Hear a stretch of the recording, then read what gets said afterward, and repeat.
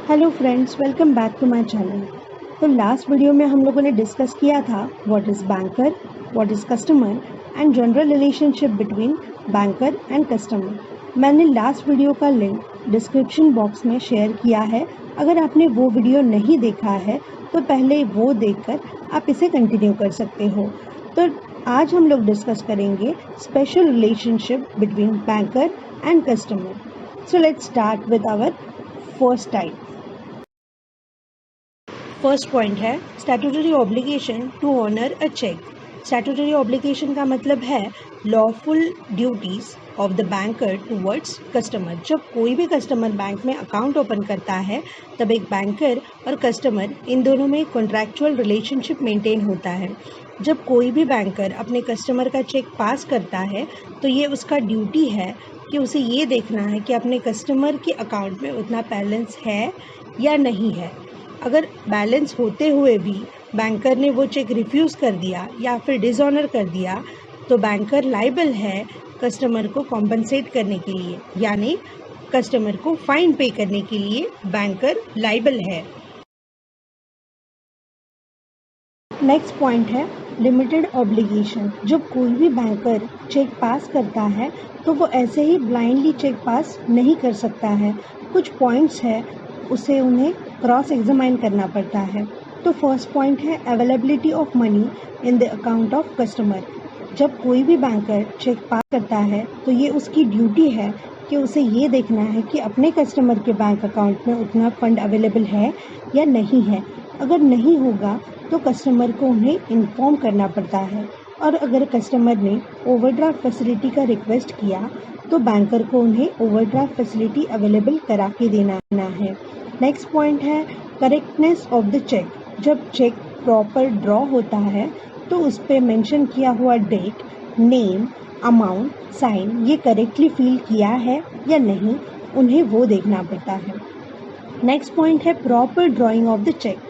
जिसके नाम पर चेक ड्रॉ हुआ है उसका नाम प्रॉपरली मेंशन किया है या नहीं, वो देखना है। नेक्स्ट पॉइंट है proper application of the fund. जो फंड मेंशन किया है in a word and figure वो करेक्टली मेंशन किया है या नहीं, वो देखना है। नेक्स्ट पॉइंट है proper presentation and reasonable time.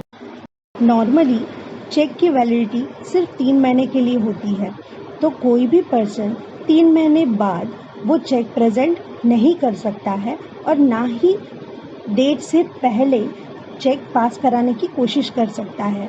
तो ये बैंकर की ड्यूटी है कि जब चेक प्रेजेंट करने की बारी आती है तो ये देखना है कि डेट कौन सी मेंशन की गई है। नेक्स्ट पॉइंट है एग्जिस्टेंस ऑफ लीगल बार।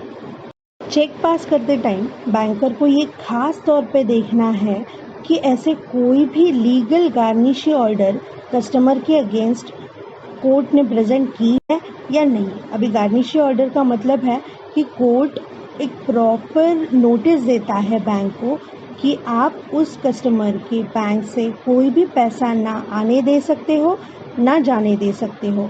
अगर ऐसा कोई भी ऑर्डर होगा तो कस्टमर का चेक इशू नहीं कर सकता है बैंकर। नेक्स्ट पॉइंट है ओवरराइडिंग द ऑब्लिगेशन। जब कोई भी बैंकर कुछ स्पेसिफिक रीज़न की वजह से चेक डिसऑनर करता है तो उसे अपने कस्टमर को जस्टिफाई करना होता है, और जब कोई banker by mistake cheque dishonour करता है तो वो पनिशेबल होता है। नेक्स्ट पॉइंट है liability to the customer only.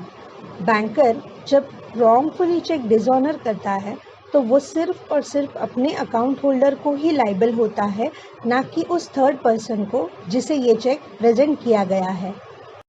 Next point है असेसमेंट ऑफ डैमेजेस। जब कोई भी बैंकर रॉन्गफुली चेक डिसऑनर करता है तो उसे अपने कस्टमर का लॉस कंपनसेट करना पड़ता है।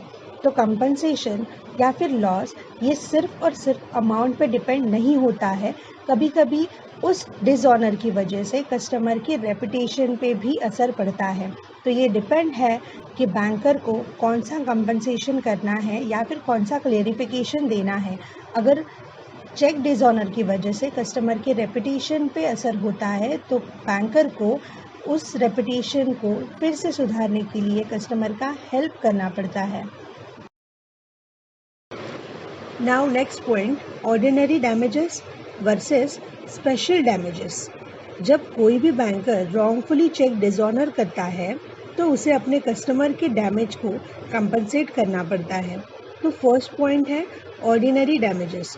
Ordinary losses normally arising out of natural consequences, जैसे कि बैंकर ने गलती से दूसरा अकाउंट चेक किया और बैलेंस ना होने की वजह से उन्होंने वो चेक डिसऑनर कर दिया, जिससे कस्टमर का लॉस तो हुआ पर उसकी बिजनेस रेपुटेशन पे इतना कोई भी असर नहीं हुआ। उसे ऑर्डिनरी डैमेजेस बोलते हैं। Now second point, special damages. जब बैंकर चेक डिसऑनर करता है इन अनयूजुअल सर्कमस्टांसेस, लाइक सब कुछ प्रॉपर होते हुए भी चेक डिसऑनर कर दिया, इससे कस्टमर के बिजनेस रेपुटेशन पे इफेक्ट होता है, तो उसे स्पेशल डैमेजेस बोलते हैं। नेक्स्ट पॉइंट है प्रायर अरेंजमेंट। जब कोई भी कस्टमर को अपना डोमिसाइल बिल पास करा के लेना है, फॉर एग्जाम्पल कोई भी महाराष्ट्रियन है जो हैदराबाद में जॉब के लिए सेटल हुआ है, वो क्या करता है, अपने महाराष्ट्रियन ब्रांच को इंटीमेट करता है कि आप हमारी सारी अथॉरिटीज़ हैदराबाद ब्रांच को क्या करो, शिफ्ट कर दो, ताकि मेरा पेमेंट, मेरा विड्रॉवल मैं वहाँ से एकदम स्मूथली कर सकता हूँ। नेक्स्ट पॉइंट है इंडेमनिटी बॉन्ड। अगर इंडेमनिटी बॉन्ड को सिंपली डिफाइन करने की कोशिश करेंगे तो ऐसे बोल सकते हैं कि बैंकर प्रॉमिस करता है कि वो अपने कस्टमर को लॉस से प्रोटेक्ट करेगा, तो वो लॉस खुद कस्टमर से हो या फिर सामने वाली पार्टी की वजह से हो। लेकिन इंडेमनिटी बॉन्ड का मतलब ही यही है कि बैंकर और कस्टमर इन दोनों में एक एग्रीमेंट होता है, जिसमें बैंकर प्रॉमिस करता है कस्टमर को टू सेव अगेंस्ट लॉस। अब कौन से प्रिकॉशंस लेने हैं बैंकर को अपने कस्टमर को लॉस से सेव करने के लिए? तो फर्स्ट प्रिकॉशन है सब डिटेल्स प्रॉपरली चेक करना है कि उन्होंने प्रॉपरली फिलअप किया है या नहीं किया है। फिर second point, bill proper stamped है कि नहीं है वो देखना है। फिर थर्ड पॉइंट है बिल का ड्यू डेट क्या है वो एक बार चेक करना है। और फोर्थ पॉइंट है कस्टमर का सिग्नेचर करेक्टली है या फिर नहीं है वो चेक करना है। अगर ये सब बराबर है तो ही वो बिल बैंकर एकदम प्रॉपरली पास कर सकता है। Now second type of special resolution, that is bankers duty to maintain secrecy of customers account. ये बहुत ही इम्पॉर्टेंट है कि बैंकर ने अपने कस्टमर की इंफॉर्मेशन सीक्रेट रखनी है, पर अगर कुछ वैलिड रीज़न की वजह से इंफॉर्मेशन लीक करना पड़ा तो बैंकर को ये इंफॉर्मेशन लीक करना पड़ता है। तो कौन सी कंडीशंस होती है? First condition, disclosure of information required by law. अगर लॉफुल पर्पस की वजह से कस्टमर की इंफॉर्मेशन रिक्वायर्ड है तो बैंकर को ये इंफॉर्मेशन प्रोवाइड करना पड़ता है। लाइक अगर इनकम टैक्स ऑफिसर कस्टमर की अकाउंट बुक देखना चाहता है तो, या फिर सेंट्रल गवर्नमेंट किसी कंपनी की अकाउंट बुक देखना चाहता है तो, या फिर कोर्ट ने ऐसा ऑर्डर दिया है तो, या फिर आरबीआई को किसी कस्टमर के क्रेडिट इंफॉर्मेशन चाहिए तो, और अगर कोई अकाउंट ऑपरेशन में नहीं है फॉर मोर देन 10 ईयर्स तो ये इंफॉर्मेशन आरबीआई को सबमिट करना पड़ता है at a time of return filing of bank account. Lastly, अगर क्रिमिनल प्रोसीजर में पुलिस इंक्वायरी करते हैं तो बैंकर को लॉफुली ये इंफॉर्मेशन प्रोवाइड करना पड़ता है। Next point, disclosure in interest of public. अगर कोई कस्टमर अपने अकाउंट से फ्रॉड कर रहा है, उससे होल सोसाइटी को लॉस बेयर करना पड़ेगा, तो ऐसे कंडीशन में कस्टमर को डिस्क्लोज करना है, क्योंकि public interest is more important than individual interest. Next point, disclosure in interest of bank. अगर किसी कस्टमर ने फेलो बैंक से यानी अदर बैंक से लोन लिया है और वो रीपे नहीं कर रहा है, ऐसे कंडीशन में बैंकर को अदर बैंक के साथ इंफॉर्मेशन शेयर करना है। Next point, disclosure under express और implied consent of customer.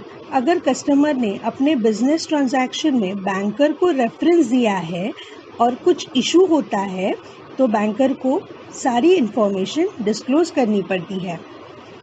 Next point, general precautions for bank. Banker को कुछ प्रिकॉशंस लेने पड़ते हैं, लाइक बिना किसी रीज़न की वजह से इंफॉर्मेशन डिस्क्लोज करना, या फिर थर्ड पार्टी कोई फ्रॉडुलेंट पर्पस की वजह से बैंकर से इंफॉर्मेशन मांगती है तो वो उसे प्रोवाइड नहीं करना।